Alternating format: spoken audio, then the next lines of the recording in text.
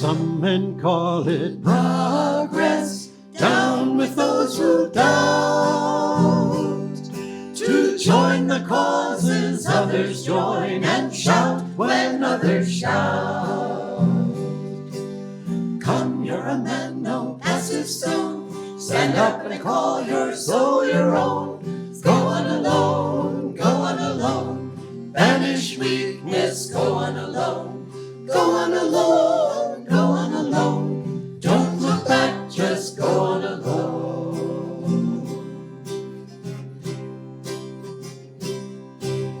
Some men lack the daring ever to be free. They shun the heights and crowd the depths and court security. Come, you're a man, no passive stone.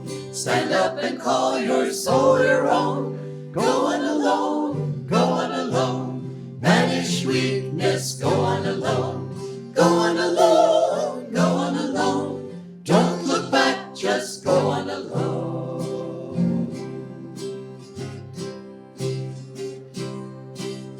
Cowards see but pride in singularity. Oh, never mind if men are wrong, so long as they agree. Come, you're a man, no passive stone. Stand up and call your soul your own. Go on alone, go on alone.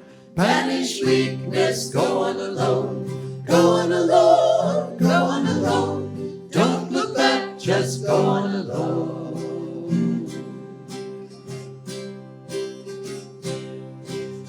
Claim the power within you, ever to defy. The world may change or disappear, but truth can never die. Come, you're a man, no passive stone. Stand up and call your soul your own. Go on alone, go on alone. Banish weakness, go on alone. Go on alone, go on alone. Don't look back, just go on alone.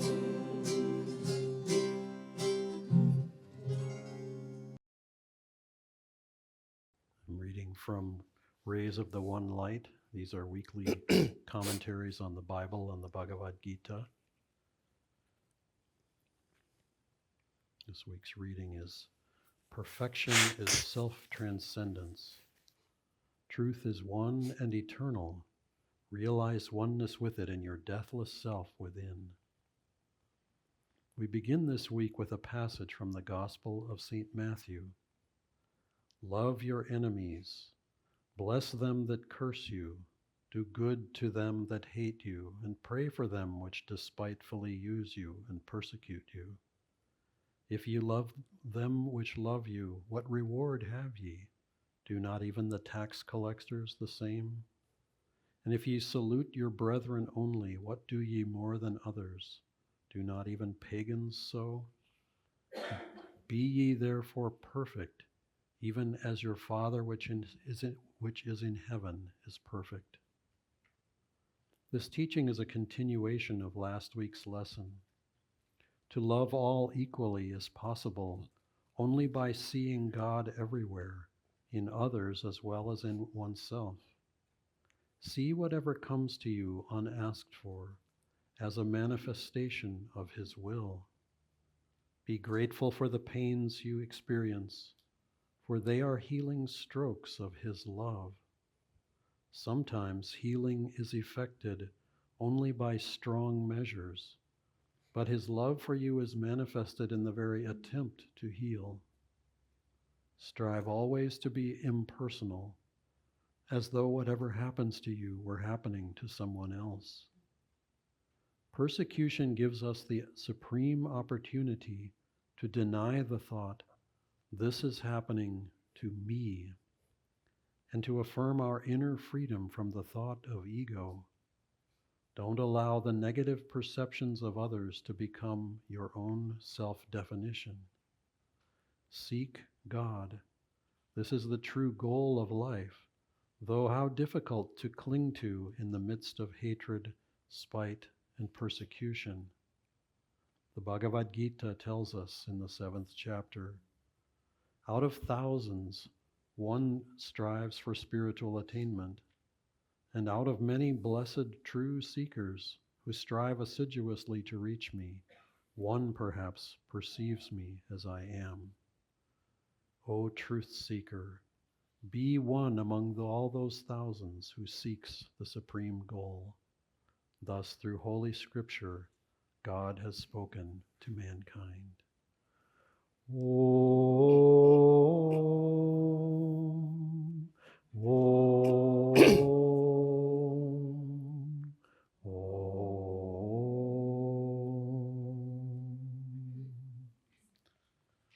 Welcome everyone to Sunday service, and for those who missed the introduction at the beginning, this is Swami Devarshi from Ananda, India, and it's our joy to welcome him here with us today.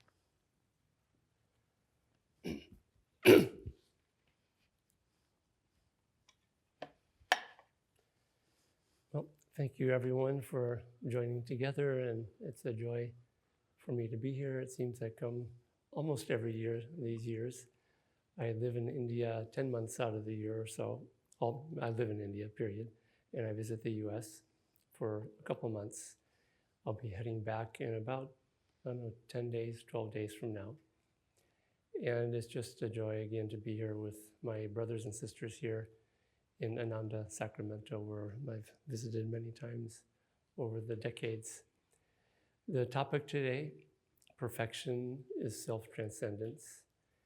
And the idea of self-transcendence, of offering ourselves into the light, being lifted up by the light, really is at the heart of everything that we do as our spiritual practices.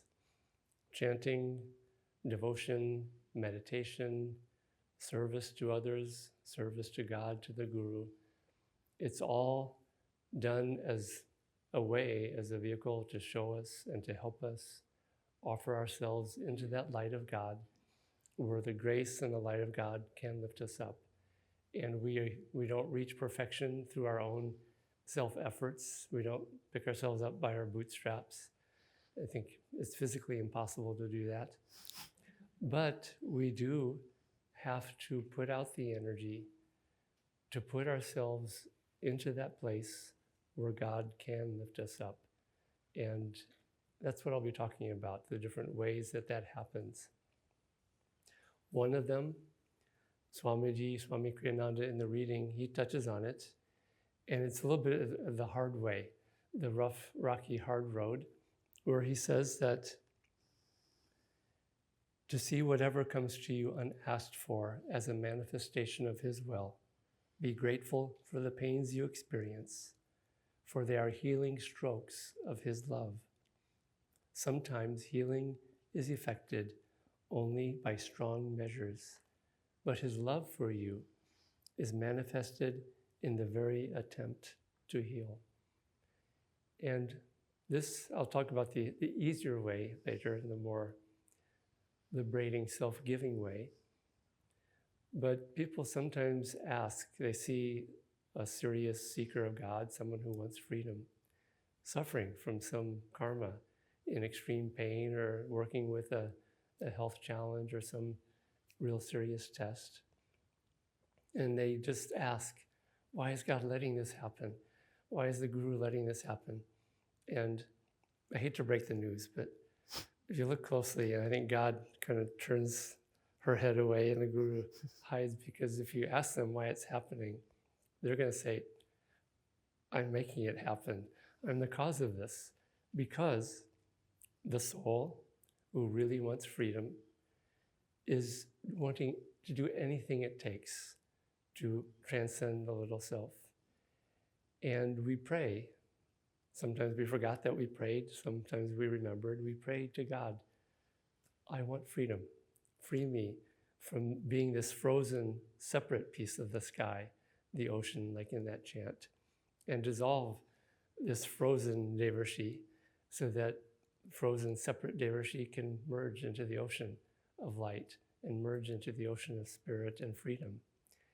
And when the soul prays that, we know that it's not always going to be easy just to self-offer and merge into the light at will, because we're holding on to things, even though sometimes it's subconscious or sometimes it's conscious, we're holding on to the little self.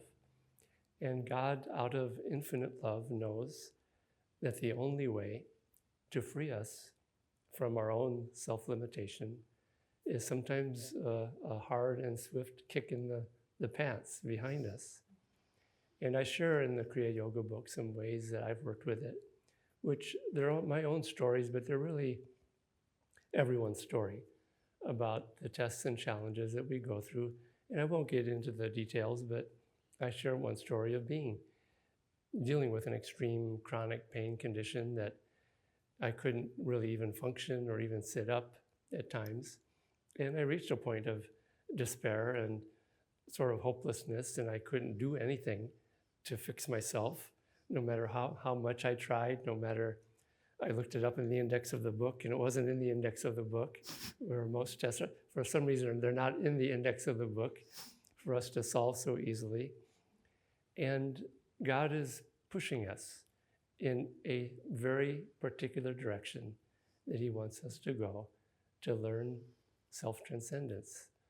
And in my case, I reached that point, and the only thing left for me was to, in a sense, give up, but in a positive way. I just turned to God and I said, I'm yours, Lord. And I didn't ask for healing. I didn't ask for freedom from the pain. I just said, no matter what's going on, I do know that I'm yours. I give you my love, and I offer myself to you at your feet. And I want only you and your love. And I self-offered and surrendered in that very positive way. And in that moment, I just felt overwhelming joy. And the pain, it was still there, but it receded into the background. I've used Photoshop over the years, for many years, and you can have 2 layers. And you can send to front or move to the back a different layer. And that layer of pain moved to the back, and that layer of divine joy came to the front. And the physical cause didn't heal right away, but I believe that was the beginning of the healing. Why? Because I learned the lesson that God was trying to teach me. I learned a degree of self-offering and self-giving and surrender and transcendence that would have been impossible for me to learn in any other way. And to the extent, or if and when I slip back into self-involvement too much and I forget the lesson, then God will come again with a loving but seemingly outwardly hard hand to push me back in that right direction. Master Yogananda used to read a poem, The Hound of Heaven, and towards the end, this person is running away from God his whole life, and God is chasing him down the years, and at the very end, he realizes about suffering. He said, I realized that the darkness was only the shadow of God's hand stretched out caressingly to help me. And that's what happens when the soul prays that way. And I think for nearly all of us, we've prayed that way at some time. And I think many people forget that they prayed that way before they came down to this earth. And so it happens, and they say, okay, why me? Why is this happening? And just if we can turn to God in those moments in some way, then we start to understand what it is we're needing to learn and how God's love is trying to help us. So that's one way that it works in this life. And to the degree that we offer ourselves into that light, into that grace, to that degree the tests go away. And so the other way is to start right away by saying, okay, I am yours, Lord, in everything that I do. And this is the positive, active, giving way of self-surrender and self-transcendence. And these are all the different things that we do. Now, before I get into that, Swami Kriyananda would talk about how God's love is impersonal. He was talking to the Indian saint Ananda one time, and he was talking to her about, oh, you have so much love and you're giving so much love to everyone. And she replied very impersonally. Swamiji was talking more from a human perspective, and she was working from a purely divine perspective. And what Swami Kriyananda writes about that, and actually what Anandamayi Ma said very impersonally, she said, there is no love outside of God's love. And Swamiji says, God's love is impersonal. This is to say that although God cares deeply for all of us individually, he wants nothing from us in return and can wait for ages, if necessary, for us to return his love selflessly and merge back in him. Human love is particular. It is for one person or for a limited number of people. It cannot but be, to some extent, selfish. Only divine love is completely impersonal, impartial, self-giving, and concerned for the well-being of others. And so this is the way of freedom, is to really tune into what is this divine love. And the way we do that is, again, the affirmation, the reading on courage, is by being in God, in God's love. Lately, I've been kind of turning things around with the way that I approach prayer and meditation. And it was based on a question that I read. And we hear that, yes, God is within us, and we are trying to invite God to come into us, and we pray that way, rightfully so. But this question was very interesting, and it's worth meditating on this question and really intuitively bringing it into our practices. And the question is God within us, or are we within God? Is God within us, or are we within God? And of course the answer is yes to both. But when we start working more from this realization that we are in God, then it sort of flips the script backwards.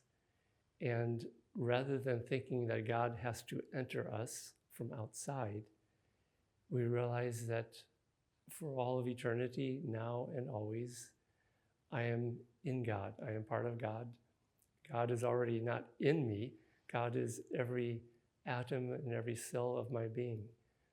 And when we can meditate this way and pray this way, Swami Kriyananda talked about it. He said, yes, pray to God, meditate on God. That is a step in the process. But ultimately, he said, pray in God, meditate in God. And experiment with ways of bringing this understanding of being in God at all times, throughout the day, in whatever we're doing. And what you'll find is that when we are living in God, we don't think of God as something separate that has to come and help us at certain times.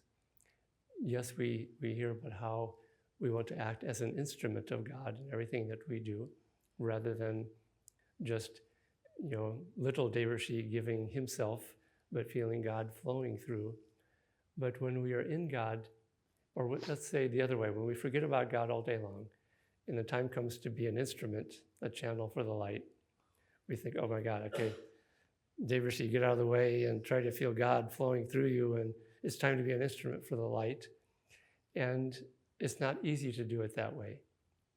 But if we're living in God all day long and practicing singing to God, talking to God during the day, and trying to feel that we are in and part of God, then our actions are simply guided by the divine. And this is where intuition really, we talk about intuition, and we think of intuition as a thing that we develop, and like a superpower that we develop. And to some extent that might be true. But what we discover is that when we are living in God, we don't have to think about the right thing to say to diffuse a situation, for example. I'll tell two stories about this.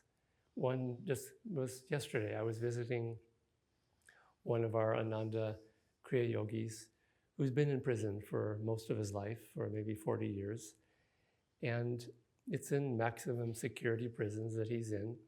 And he's in very extremely tough situations where we're not trained and given the life skills of how to deal with being in a prison full of gang members fighting and trying to get you involved in the fight and threatening to kill you if you don't do this thing or that. And you cannot avoid that in that situation. And I was really curious. Here's someone, he came to the path of kriya-yoga after he was in prison. And I was just curious, how has he avoided all of that violence and strife in 40 years in the roughest, most intense prisons, probably maybe in the world or certainly in the United States. I didn't want to ask him because it's not a question you ask somebody, but he, out of the blue, started telling me. And he answered my question. He must have intuitively read my mind because he said, in all these years, I've never been the recipient of any violence, and I've never had to give violence to another person in all these years. And he was clearly saying it, and I understood it, that it was a miracle for that to happen because you just cannot avoid it. And he told me a story. It was a story of where he was not part of any of the gangs there, and everyone normally was, and someone was trying to force him to do something as part of the illegal activities there, and he said no. And it got really, really heated, and it got to the point of a confrontation where the person had the knife in his pocket to kill him. Other people were around, and he didn't know what to say. And this is where really intuition is being in God. It's not like you say, oh my God, Lord, give me intuition. I need to know what to say right at this moment. And you think ahead of time of what to say. He just marched out confidently to be right in front of this person. And he just started talking and saying the right thing that was definitely not in the index of the book. It was not ever prescribed, this is what you say or do. And it was the perfect thing that completely diffused the entire situation.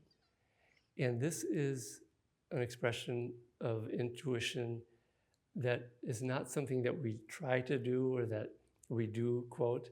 It just comes from being in God. And when we live in God as much as we can, the right things happen, the right people are sent to help us, and we say the right thing. And we don't say the wrong thing, because how many times in our lives have we said the wrong thing and not just diffused a situation, but blew up a situation really badly. Another story is a disciple of Yogananda. He was living in Europe in World War II, and he was part of the resistance against the Nazis. And they came, he got caught by them, and he was sent to be executed by the Nazis. And this man said that that time he was in a concentration camp for I don't know how long, but quite a long time. And he said it was the most joyful time of his life because why? He was giving the whole time. He was practicing self-transcendence and surrender through service to others and not thinking of his own little self and his own needs. And in fact, he offered his life in exchange for someone they were going to execute and said, kill me instead because he has a family, I don't, and I'm ready to go. And they didn't, but this time came to go to the firing squad. And it was pouring rain that day, and he was under like a roof, the shed of a building or the overhang, sitting on a chair out of the rain. And they were lining people up and shooting them. And they came to get him. It was his turn to be executed. And again, he didn't think, okay, what can I say to get out of this? He was free. It didn't matter to him one way or the other whether this body died or not. He was the free soul. And they came to bring him out, and he just looked at this Nazi person who wanted him to go out in the pouring rain, and he said, you can kill me all you want, but I am not going to go out into that pouring rain right now. and he said it with just joy and freedom, and somehow that's exactly what was needed to let him go. And so this is living in God. And if we do it as a practice, we find other things too. We're helping, I'm in India, and we're building a monastery for our monks in India. And a building project in India, it's a challenge. There's all kinds of bizarre hurdles and challenges and tests and things. And learning to trust the right people. But because we are doing it for God, not for ourselves, even our young monks who are involved in it, they understand they're doing this for future generations of monks. It's not just for their own little comfortable monastery. And what I've seen is that when we live selflessly and are doing something for God and for others, God sends other selfless human beings who are inspired. They see selfless people doing something, and there must be a dozen different people who have shown up at just the right time with just the right skill. That was the only way that we could get through a particular hurdle, and have willingly and generously helped us, asking nothing in return, but just for the joy of selfless giving and self-offering, and really self-transcendence. Even people who may not be conscious that that's what they're doing is practicing self-transcendence, but people who are innately selfless in this world, they understand on a very deep level that this feels good. I feel more joy, I feel more happy when I'm doing this, when I'm giving to others and helping others without asking for anything in return. And their soul knows, even when they're not consciously on the spiritual path, they are on the spiritual path. They're very far on the spiritual path because they've learned that lesson of self-offering and service to others. Now, there's a few other ways and practices. These are practices. When you hear, or when we hear a talk at a Sunday service or a satsang, this isn't just philosophy. We're really trying to make these things a practice in our lives every day, because that's, the whole spiritual path is a practice of practicing tools and techniques of self-transcendence. And so serving others is one of them. And the reason is that when we serve others, the frozen, sky part of us, it starts to dissolve because we're letting go of our own needs, our own attachments, and our sympathies, our compassion, our awareness of God is extending to include others. And we are starting to see God in others. And we are starting to try to lift others up out of their suffering. And so that's one amazing practice of self-transcendence that I think I've seen this so many times over the years that I would have to say that service, seva, as it's called in India, is a requirement. It's a pretty hard rule and fast requirement for finding self-transcendence. Sometimes people think it's just about meditation, but meditation can be extremely self-involving. I've seen this with monks at different times in my life, not so much with Ananda monks, but going just hour, I'm going to find God in meditation, and it's going to be just for myself. I'll ignore all those other people who are in delusion, but I'm going to get out. And the emphasis on I'm going to do it. I'm going to get out. And our sympathies contract, and we think it's just about me getting out.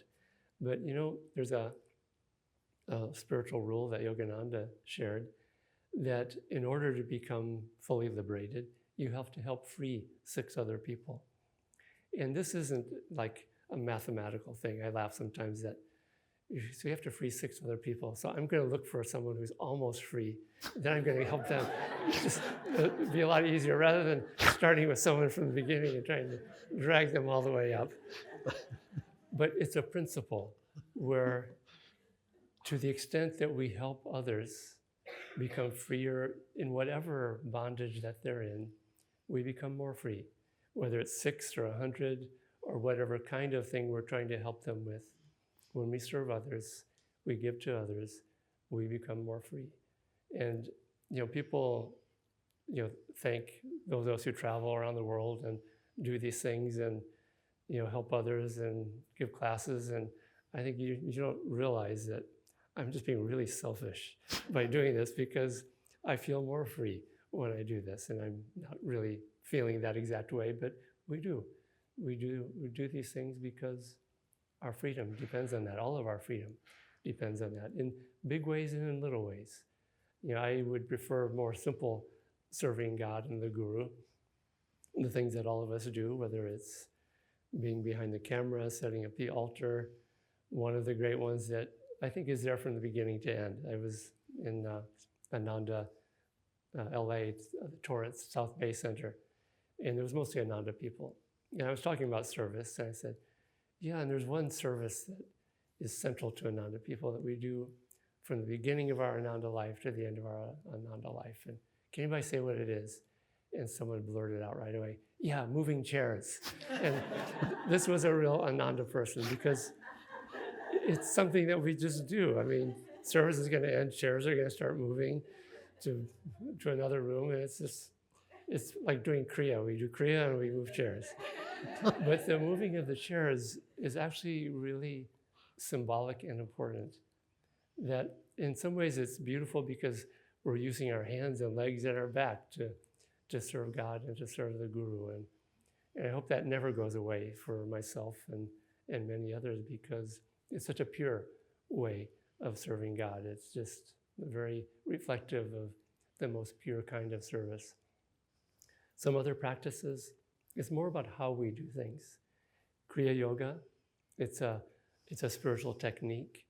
It works with the breath, but people are missing the whole boat when they talk about Kriya-yoga being a breathing exercise or a pranayama, because what it is a tool for self-transcendence. It's a tool for self-offering. So that's why Swami Kriyananda said every kriya should be an act of devotional self-offering. And so with a technique like that, what we're doing is we're going within and we're using all of our will and sense of willingness and devotion of just giving our entire being with complete love to God, holding nothing back. In a way, that's the act that I did when I described dealing with that health challenges. That was a pure kriya of just giving myself to God, holding nothing back. And when we do that deep inside, we start to also lift ourselves up to that place where God wants to lift us up and free us. And that's divine grace, which descends and enters ourselves. Swami Kriyananda would often say, especially towards the end of his life, that when we lift one hand up to God, God lowers two hands down to pick us up. But we have to lift that hand up.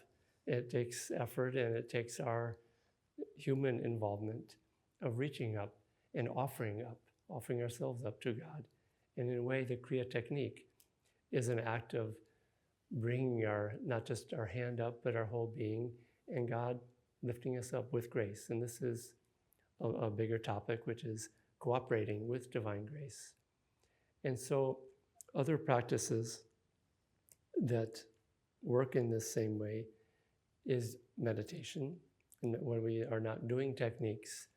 And again, experiment with meditating in the coming week or two of just when we're done practicing techniques and we're just in the stillness, really feel that we are in God. We are part of God. We've never been separate from God. And just try to intuitively have that awareness within. And what I've seen with practices like that is that the more we do them, the more they become almost like they become easier to actually experience and understand. And it's like practicing a musical instrument, that you practice it a lot and then it becomes very easy to play an inspiring piece of music. And it's the same with spiritual practices. It's practicing being in God. And when we practice that over and over again consciously, during meditation, in our deepest moments, and all the other ways I'm describing, what happens is that over time it becomes easier to do. And we become almost skilled at it in a way where in a stressful situation, okay, I need to be in God and not get pulled out of myself. And as it becomes easier to do, that's when we really are able to start practicing it and expressing it in these really stressful situations that I've been talking about. And so finally, I just want to end by just touching on the Bhagavad Gita quote at the very end, which Yogananda reads it as, out of 1,000 who seek me, or out of 1,000, one seeks me. Out of 1,000 who seek me, one finds me. And we always talk about the one that finds, the saints, the ones who are victorious. We look at them and, wow, look what they did and how did they do it. We never seem to talk about the other 999 who didn't make it.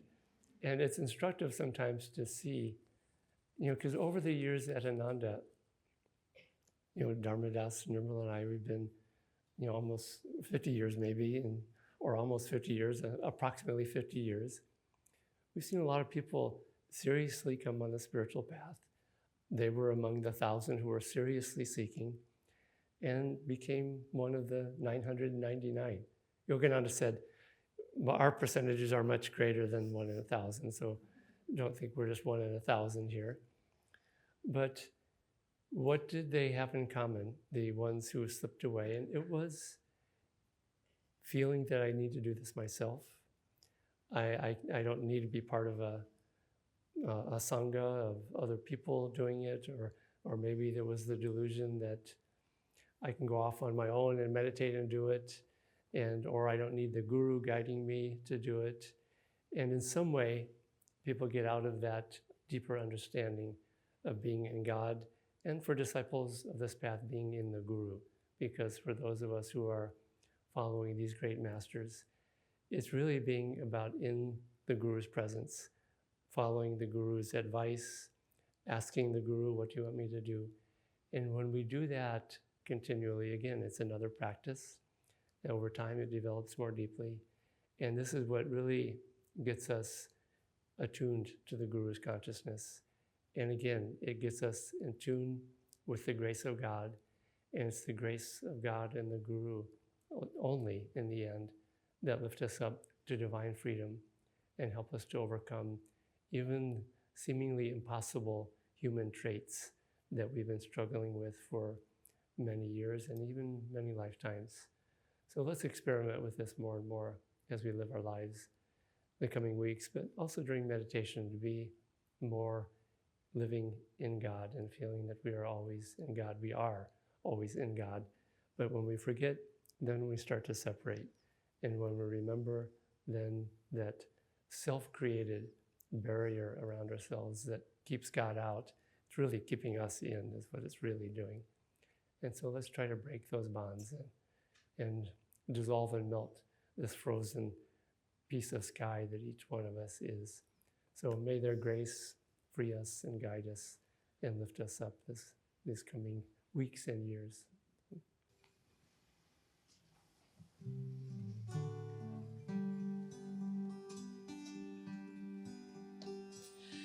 Dearest,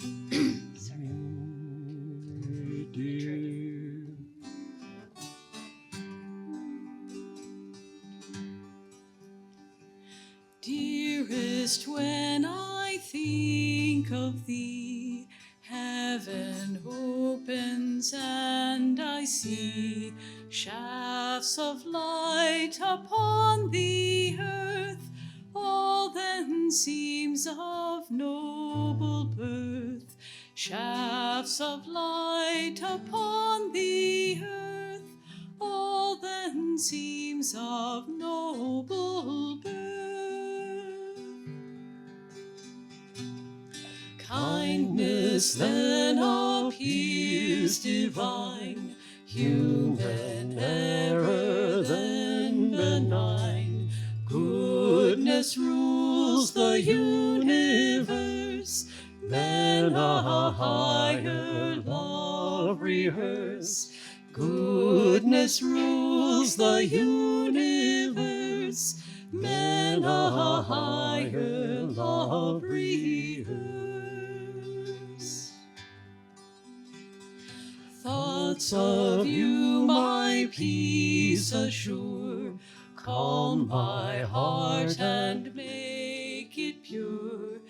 Even so your actions scream, all in life that's base or mean.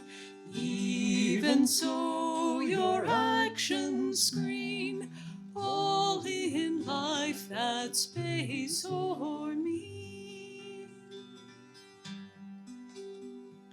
Dearest, when I think of you, heaven opens and I see shafts of light upon the earth.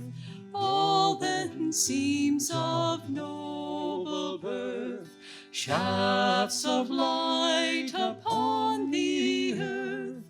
All then seems of noble